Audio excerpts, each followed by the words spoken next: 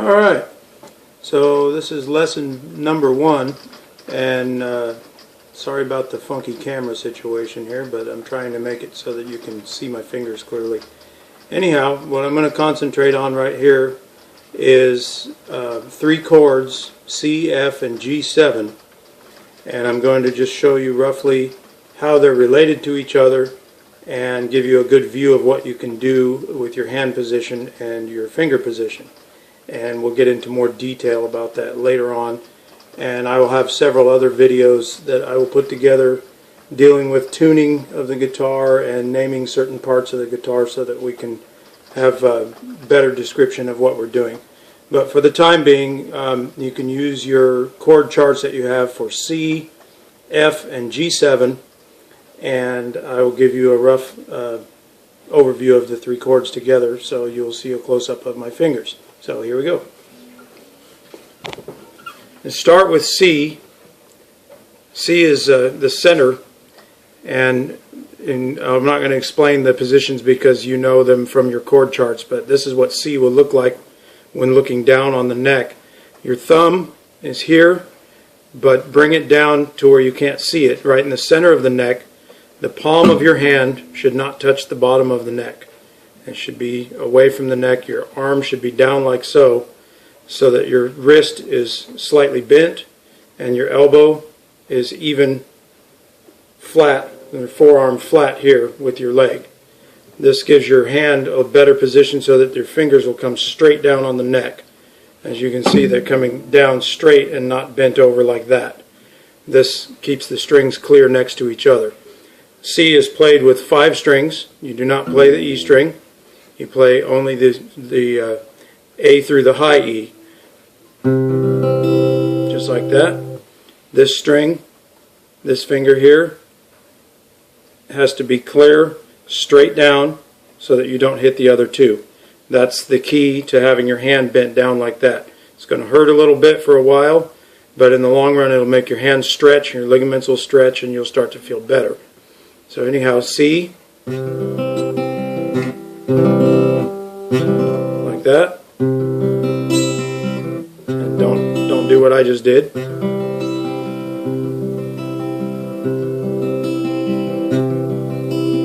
Just like that.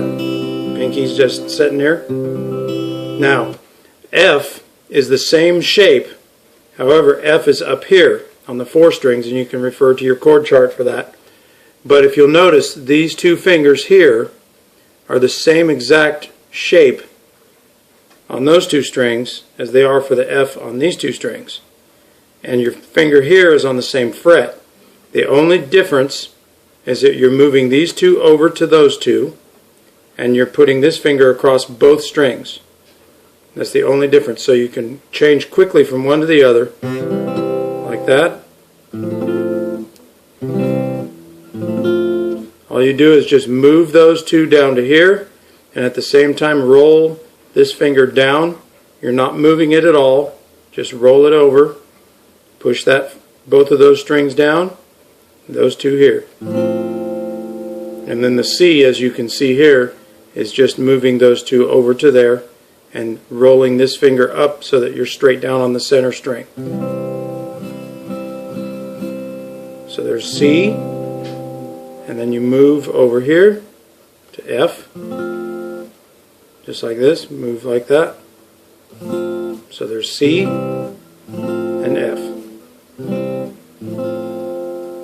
Okay, now the same shape applies to a G7, the difference being you go the other direction.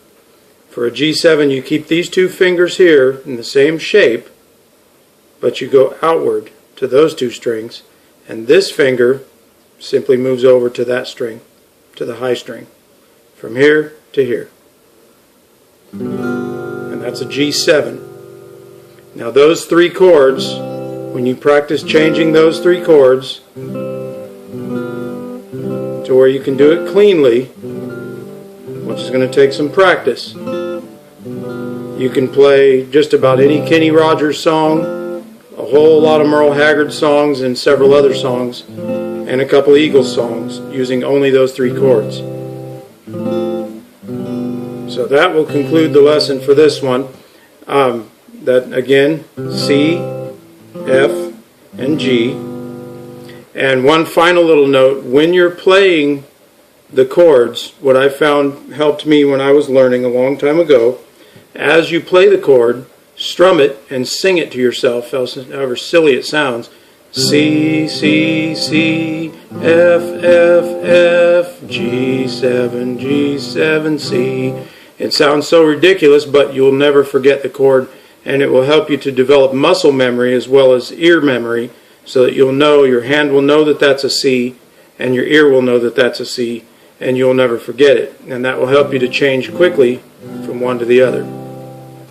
So that's C, F, and G, basic outline of it. As I said, there will be more detail in the future, and I will be making more videos. So, boss, enjoy your vacation. And for any others that are watching this video, I hope that you enjoy the lesson, however basic it may be. There will be more. Thank you very much. Bye.